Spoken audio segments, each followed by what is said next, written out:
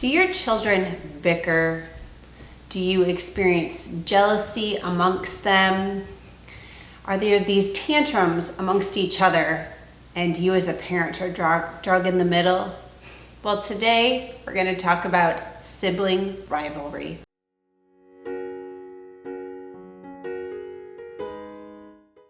I'm Tiffany Bakke from the Montessori Place, and today I'm going to talk about sibling rivalry. As frustrating as it is very normal behavior amongst siblings. Sibling rivalry can be jealousy, competition, and there are some causes that signal when this is going to happen. Let's take the instance of the only child in the family and you're expecting your other one, your next child. Well, here you might have a case of your child feeling threatened in their position in the family, being used to all of your attention, and now this new little one that's growing in your belly and being anticipated is getting a lot of attention. Sometimes jealousy or sibling rivalry happens when an older child perhaps feels that they are getting the brunt of the work, the brunt of chores or responsibilities, or they feel that the younger children are getting more attention. And sometimes sibling rivalry happens because your child's bored or tired or hungry, and they're just at their wits' end and they're striking out and stirring for a fight. And the last reason I want to point out is sometimes children are trying to tell you with their actions that they need more family time, more with the caregivers, mom and dad, or whoever the adult is caring, in addition to with the siblings, whole family. But the good news is there are ways to combat this sibling rivalry.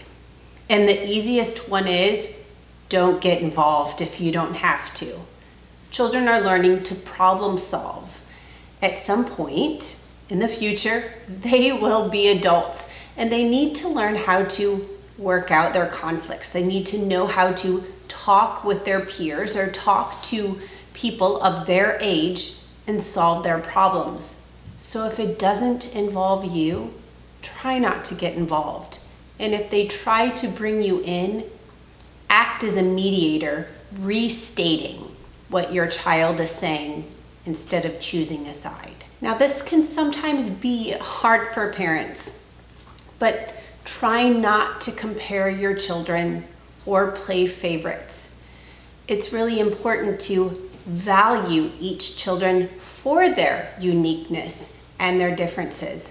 That's why we love them, because they are special and different and unique. Another way to keep sibling rivalry from happening is to promote cooperation over competition, that the family is a team. And when you're focusing on positive reinforcement, you're focusing on showing appreciation for kindness, helpfulness, being courteous, actions such as these, so that your children are encouraged to work together instead of against one another. At times you need to look at your schedule and figure out if your child is having a meltdown or fighting with their peers at a certain time. The routine or the schedule may need to be changed. This is also an opportunity for the family to sit down and have a meeting, to plan some family time together.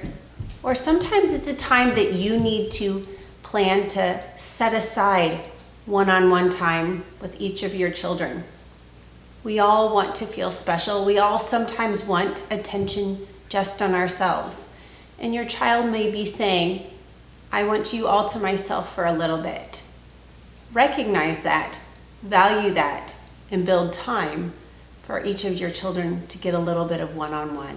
When your child is having a difficult time and fighting is breaking out, remind your children and have a place for your children to go that is their own space, that they can cool down and have some time to reflect. And when they're ready, model how to cooperate together to get over this conflict using I statements, taking turns when talking, and finding a way to find a middle ground with your children, talking it out. Also, don't force your children to share. So children sometimes want to have their own materials or their own things, or want to be able to play with a toy by themselves. Everybody craves having something for themselves every once in a while. So if your child doesn't want to share, let your other children know he's playing with this toy now. When he's finished with it and puts it away, then you can play with it. Or, this is your sister's toy. She really doesn't want you to play with it. You can ask her another time if you can, but you need to respect if she says no. Above all, listen to your children, have conversations with your children.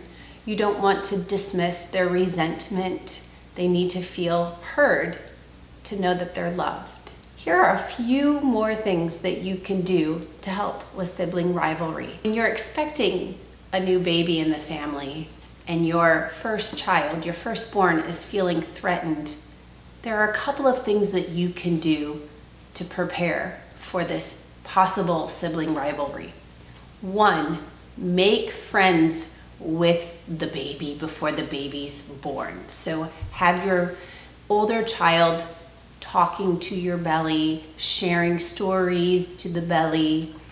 And when the baby is born, have your older child be a participant in helping. They can help retrieve things. They can help you with little tasks. When you are reading to the older child, maybe you have the baby there as well. So again, creating that family unit where everyone is together and the older child is no longer feeling pushed out of the way with a baby needing more attention. You can have a peace rose, perhaps, that the children pass amongst themselves to signify when it's their turn to talk. You can even create, for maybe your children that are readers, a sibling conflict plan that they can work through.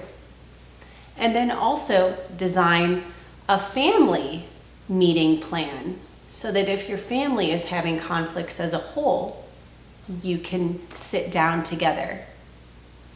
My family, during our family meeting, also likes to think of events that we want to do or activities that we want to participate in together. So this is a good time to discuss those as well. If you're looking for more helpful tips, be sure to look at the links below.